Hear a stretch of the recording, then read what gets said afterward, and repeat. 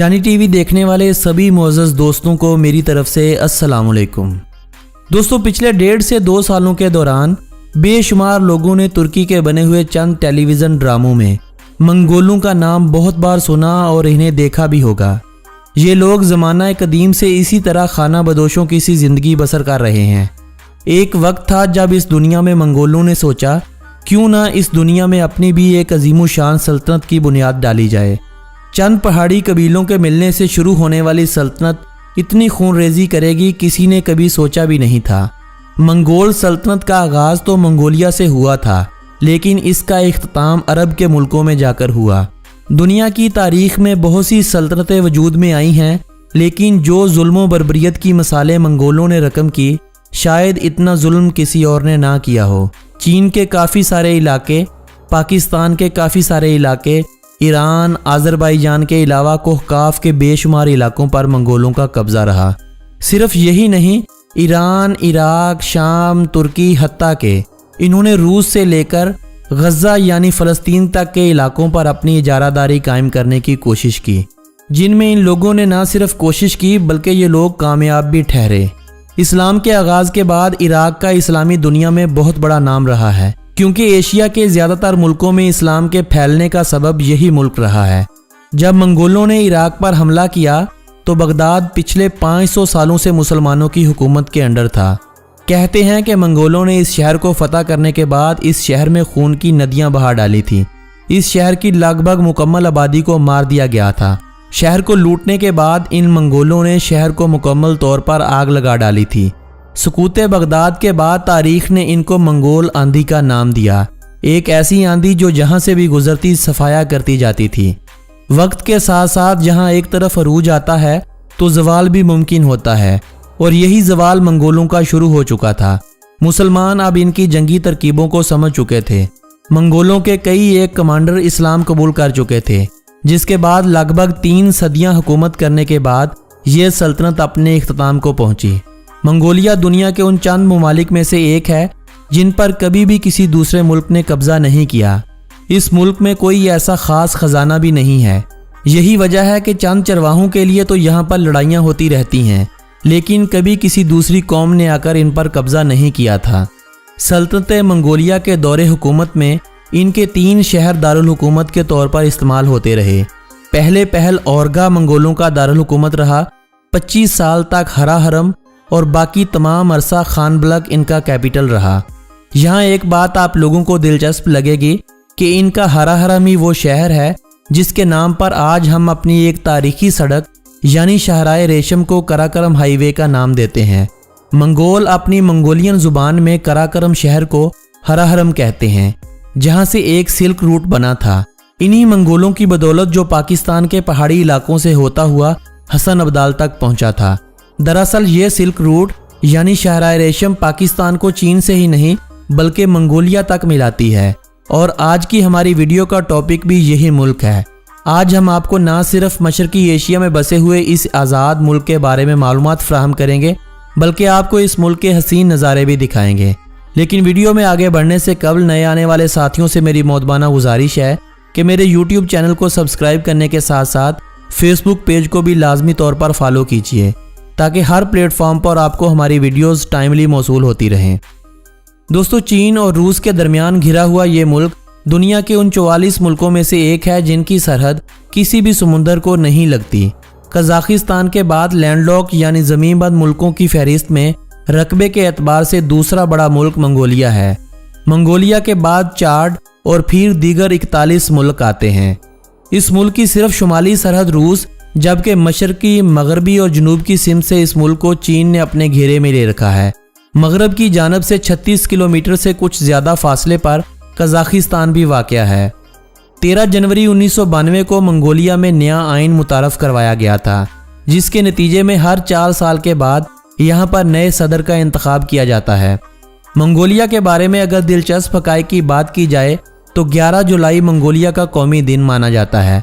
इस दिन सारे मुल्क में छुट्टी होती है। इस दिन को नादम फेस्टिवल का नाम दिया गया है। इस रोज़ ये मंगोल कुश्ती, हॉर्स रेसिंग और तीर अंदाजी जैसे मुकाबलों में हिस्सा लेते हैं, जहां पर जीतने वाले को एक बड़े इनाम से नवाजा जाता है। 15,64,116 मरबा किलोमीटर रकबे के साथ मंगोलिया दुनिया भर में 18वें नंबर पर शुमार होता है। रकबे के लिहाज से मंगोलिया की आबादी बहुत ही कम है। लगभग 33.5 लाख अफराद की आबादी के साथ मंगोलिया दुनिया भर में 134वें नंबर पर शुमार होता है। औसतन 1.3 डिग्री सेंटीग्रेड के साथ उलान बतूर मंगोलिया का दारुल हुकूमत माना जाता है। ये शहर कजाकिस्तान के दारुल हुकूमत आस्ताना के बाद दुनिया का दूसरा सबसे ज़्यादा ठंडा रहने वाला दारुल हुकूमत माना जाता है। 4304 मरबा किलोमीटर रकबे और 14 लाख अफराद की आबादी के साथ ये शहर मंगोलिया का सबसे बड़ा शहर होने का भी एजाज़ रखता है। बोगद खान नेशनल पार्क मंगोलिया में मौजूद दुनिया का कदीम तरीन पार्क भी है, जो आज भी उसी शानो शौकत से आने वाले सयाहों को खुश आमदीद कहता है। 14 किलोमीटर की लंबाई पर फैले हुए पोटानिन ग्लेशियर मंगोलिया के सबसे बड़े ग्लेशियर होने का एजाज़ रखते हैं। मंगोलिया का 3/4 हिस्सा सरसब्ज जड़ी बूटियों और घास से ढका हुआ है, जो यहाँ पर मौजूद भेड़, बकरी और दीगर जानवरों के चरने के तौर पर इस्तेमाल होता है। मुल्क के शुमाल और मशरकी हिस्सों पर बड़े बड़े पहाड़ हैं, जबकि जनूबी हिस्से में सहराए गोबी मौजूद है। ये वही सहरा है जो मंगोलिया और चीन के इलाकों पर फैला हुआ खुश्क सहरा है, जिसे एशिया का सबसे बड़ा और दुनिया का 5वां सबसे बड़ा सहरा होने का एजाज़ हासिल है। मंगोलिया के किसी भी अतराफ में समुंदर तो नहीं है, मगर मंगोलिया में काफ़ी तादाद में झीलें ज़रूर मौजूद हैं। मंगोलिया में मौजूद झीलें तकरीबन 16,000 मरबा किलोमीटर रकबे पर फैली हुई हैं। खमीर शुदा दूध से तैयार होने वाली एराग मंगोलिया की कौमी ड्रिंक है, जो हाजमे के निज़ाम के लिए काफ़ी मुफीद मानी जाती है। मंगोलियन रेसलिंग मंगोलिया का कौमी खेल माना जाता है, जबकि इस मुल्क में जोडू, कराटे, बॉक्सिंग, शूटिंग और फुटबॉल दीगर मकबूल खेलों में शुमार होती हैं। मंगोलियन लोगों ने लगभग सभी ओलंपिक्स के खेलों में हिस्सा लिया है, जिनसे इन्होंने 30 मेडल अपने नाम किए हैं, जिनमें 2 सोने, 11 चांदी और 17 कांसी के मेडल शामिल हैं। शमन का दरख्त मंगोलिया का कौमी पेड़ माना जाता है। गधे से मुशाहबत रखता मंगोलियन घोड़ा इनका कौमी जानवर माना जाता है, जबकि फाल्कन मंगोलिया का कौमी परिंदा कहलाया जाता है। मंगोल या मंगोलियाई मंगोलिया की कौमी ज़ुबान है। मंगोलिया की 95% आबादी इसी ज़ुबान का इस्तेमाल करती है। इसके बाद यहाँ पर ज़्यादा बोली जाने वाली ज़ुबानों में रशियन, इंग्लिश, जर्मन और चाइनीज़ ज़ुबानें हैं। मंगोलिया को इंतज़ामी लिहाज से 21 मुख्तलिफ सूबों में तकसीम किया गया है। हर सूबे को इलाकाई हुकूमत कंट्रोल करती है, जो कि वफाकी हुकूमत के फ़ंड की मोहताज होती है। दोस्तों, पहल मंगोलिया में तालीम की तरफ ख़ास तवज्जो नहीं दी जाती थी। साल 2008 में होने वाली इस्तिलाहात के बाद तालीम की शरह बढ़ने लगी, जो अब बढ़ते बढ़ते 97% तक पहुँच चुकी है। वक्त के लिहाज से मंगोलिया पाकिस्तान से 3 घंटे आगे है, जबकि इस मुल्क की पाकिस्तान से दूरी लगभग 3000 किलोमीटर से कुछ कम है। अगर आप पाकिस्तान से हैं और आप मंगोलिया जाना चाहते हैं, तो आपको कराची में मंगोलिया के कायम मुकाम काउंसलर से इस मुल्क का वीज़ा लेना होगा, जिसके बाद आप या तो वाया तुर्की से होते हुए इस मुल्क में पहुंच सकते हैं, या अगर आपके पास चीन या रूस का वीज़ा हो तो आप वाया लैंड बॉर्डर भी इस मुल्क में दाखिल हो सकते हैं। मंगोलिया का कॉलिंग कोड +976 है। मंगोलिया की आबो हवा शदीद किस्म की है। मौसम सरमा शदीद सर्द, जबकि मौसम गर्मा मौदिल रहता है।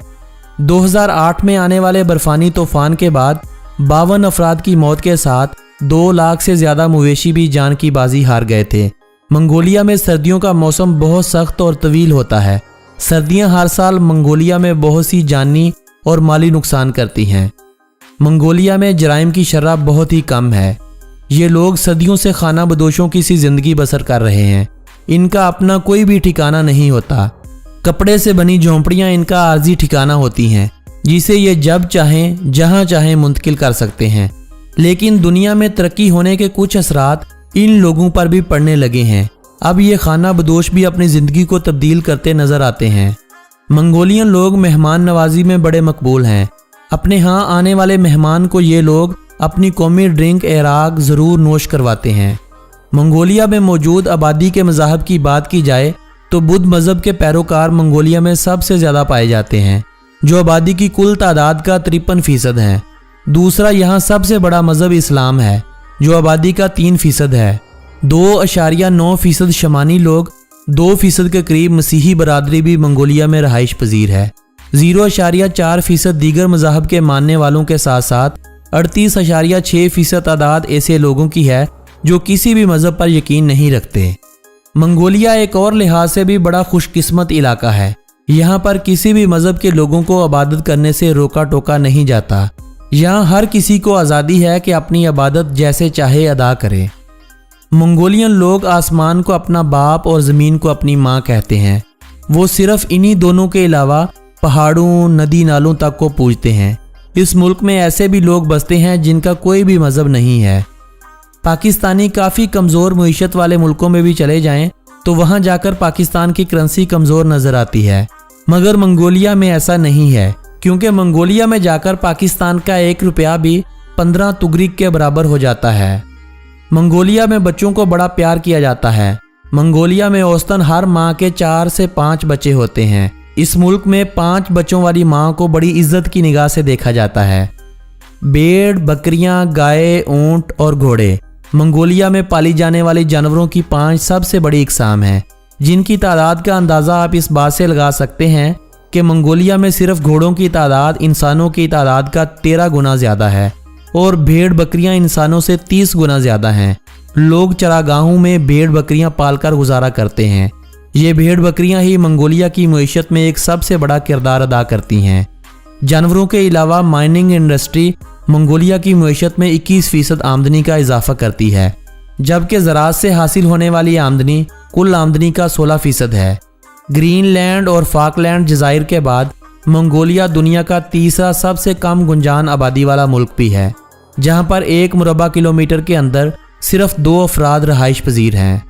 मंगोलिया में साल भर में कम से कम 250 दिन तक सूरज निकलता है। यही वजह है कि मंगोलिया को the land of blue sky भी कहा जाता है। मंगोलिया में एक बड़ी तादाद 2 कोहानों वाले ऊँटों की भी पाई जाती है। ये ऊँट गोबी सहरा के इर्द गिर्द के इलाकों में देखने को मिलते हैं। मंगोलिया में इंसानों की औसतन उम्र 70 साल के लगभग होती है। जिस तरह दुनिया के दीगर ममालिक इंटरनेट जैसी सर्विसेज से बेशुमार फ़ायदे उठा रहे हैं, वहीं पर मंगोलिया में इंटरनेट की सहूलियात मंगोलिया की सिर्फ 35% आबादी को ही मुयस्सर हैं। मंगोलिया दुनिया में सयाहों के लिए सेफ प्लेस समझा जाता है, लेकिन मंगोलिया की ठंड हर किसी को रास नहीं आती। फिर भी मंगोलिया में साल 2016 में 4,04,000 सयाहों ने विजिट किया था। साल 2019 में यह तादाद बढ़कर 5,77,000 अफराद तक जा पहुंची थी।